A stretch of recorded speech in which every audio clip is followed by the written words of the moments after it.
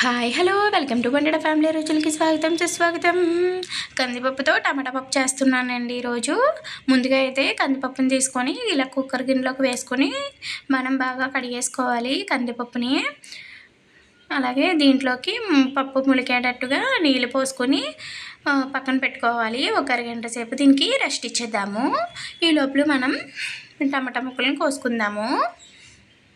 ముందుగా అయితే ఒక మీడియం సైజు టమాటాలను అనేది ముక్కలుగా ఇలా కోసుకుని పెట్టుకుందాము. ఇప్పుడైతే ఈ ముక్కలను కూడా ఇందులోకి పప్పులోకి అనేది వేసేసుకుందాము. ఇలా అన్నీ వేసేసిన తర్వాత నీళ్ళు అయితే నాకు సరిపోయాయి. నీళ్ళు సరిపోతే ఇందులోనే కొద్దిగా నీళ్ళు వేసుకుంటే సరిపోతుంది. ఇందులోకి కొద్దిగా పసుపు కారం వేసుకోవాలి. ఇది ఒకసారి బాగా కలిపేద్దాము. ఒకసారి బాగా కలిపేసిన తర్వాత ఇప్పుడు మూత అనేది పెట్టేసుకుందాము.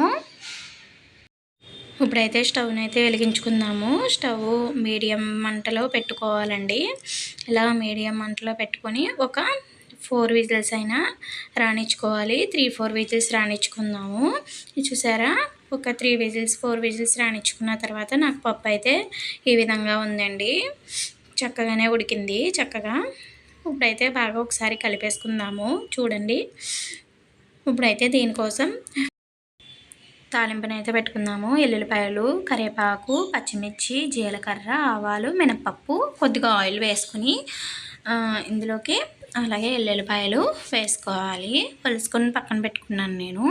ఆ వెల్లుల్లిపాయలని వేసుకుంటున్నాను. వేగించుకోవాలి. కొద్దిగా కలర్ వస్తే సరిపోతుంది. ఇలా వేగినాయి చూడండి. ఇప్పుడైతే ఇందులోకి అయితే కొద్దిగా పచ్చిమిర్చిని అయితే యాడ్ చేసుకుందాము.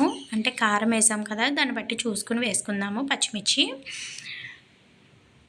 ఇలాగే ఇందడ పోపు సామాన్లు కూడా వేసేసి ఇలాగ ఒకసారి బాగా వేగించేసుకుందాము. ఇలా వేగిన తర్వాత పప్పులోకి అనేది వేసేసుకుందాము. చూసారా, తాలింపు పెట్టుకుంటే చాలా బాగుంటుందండి పప్పుకి. అలాగే ఇందులోకి ఉప్పునైతే యాడ్ చేసుకొని బాగా కలిపేసుకుందాము. టమాటాలు ఎక్కువ తీసుకుంటే కనుక మనకి పుల్లగా ఉంటుంది పప్పు. మీరు పులుపుని ఇష్టపడేవారైతే కొద్దిగా ఎక్కువ తీసుకున్న టమాటాలు బాగుంటుంది పప్పు. మీకు నచ్చినట్లయితే ఒక లైక్ చేసి షేర్ చేసి నా ఛానల్ అయితే సబ్స్క్రైబ్ చేయండి ఫ్రెండ్స్. ఇలాంటి మంచి వీడియోల కోసం నా ఛానల్ అయితే సబ్స్క్రైబ్ చేయండి ఫ్రెండ్స్. Bye friends.